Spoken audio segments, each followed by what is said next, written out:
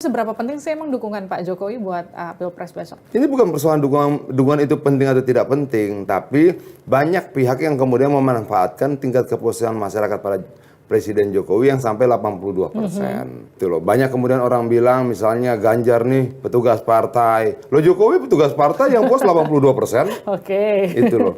Artinya banyak yang kemudian mau mengambil selisih dari kepuasan yang sangat tinggi itu untuk menjadi suara buat mereka. Walaupun sebenarnya kan lucu. Orang coba mengidentikan Jokowi dengan capres lain dengan spanduk. Apa itu yang gede-gede itu?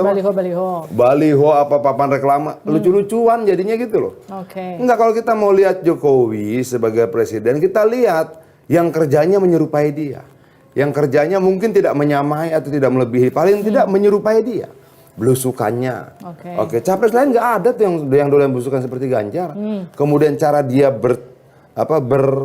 berbicara pada rakyat sama persis.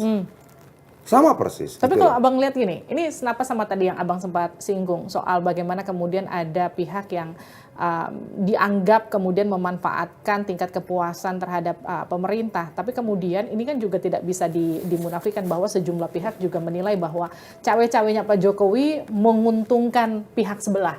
Gini, kalau kemudian Prabowo sampai sekarang masih menteri, ya dia ketemu aja. Itu loh. Cuman kan itu kemudian dikapitalisasi seolah-olah bentuk dukungan pada Prabowo. Nggak ada itu.